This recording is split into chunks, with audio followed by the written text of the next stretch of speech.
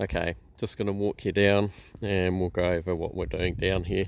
So this is where I live. This is Manapori Street. I live up above the harbour in Dunedin, which is about 100 to 200 metres, no, probably 150 metres above the main trunk railway line that runs along the bottom of the harbour.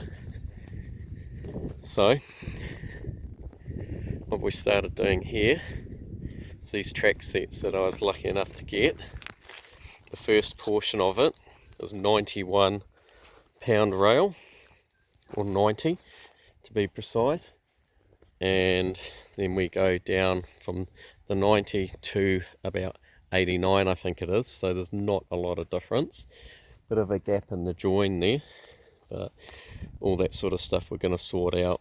And we've got the track laying on a plastic liner, basically to stop the weeds coming through later on. And also, because the ground isn't totally flat, we have tannalized timber that was all done pre-delivery, sort of to get it as level as possible. And then further on, we're going to go right past here, all the way up to this fence line, which these old gates will probably be cleaned up and painted, and a big red dot in the middle, and it'll be kind of loosely like the old UK gates, maybe with a bit more wood on it, and probably a foot back from the fence above the line, just to give a bit of depth, which will give a wee bit of an illusion of the track continuing, hopefully. Got the lines out here, which you can just see, plastic, which I need to continue all the way along. And as you can see, the rail is quite high up in the sleepers. I did have a spirit level there, but it's fallen off and it's pretty much square as can be. I was about probably 5 or 6 meters short on rail to reach the end, so I was lucky enough from a local scrap dealer that I was doing work for to get these 4 lengths here that are about roughly 4 or 5 meters long. This is a smaller rail, it's 50 pound, but at the end of the day the top of it's very similar, and when it's right on the end and facing away from where people will be looking, no one's really going to notice. And I got these plates here between the sleepers and the rail. I got probably, I can't remember, maybe 16, 20 of them, plus the screws and the washers and the keeper plates. I got 64 odd of them, the whole lot, for 100 New Zealand dollars, which is pretty good.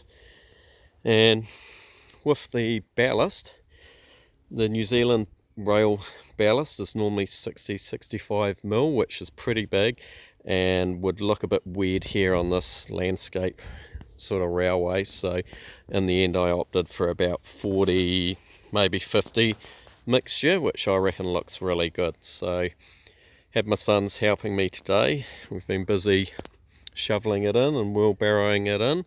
Unfortunately, the old wheelbarrow that I had didn't really live up to the job, so I've got another one which hopefully be a bit better. So far, 5 tonne of gravel. I reckon another 5 at least, maybe another 5 on top of that.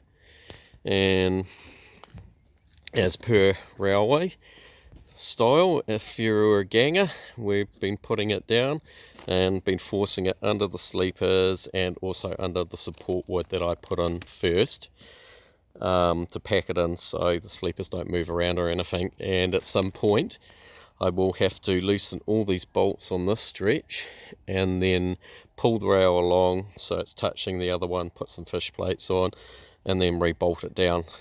And once that's done, I can get the rest of the sleepers and start laying them further down. Once I've put some gravel, probably put some clay and dirt down first and then gravel and then the sleepers on that. So that's about where I'm at the moment. And obviously this is a narrow gauge rail system here in New Zealand, which is a foot or so narrower than what the UK gauge is. So hopefully it will look pretty good, and the progress will continue.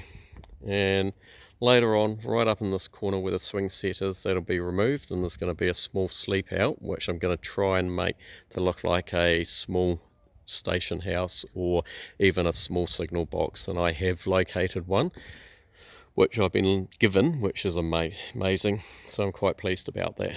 Anyway, that's all for now, and until next time.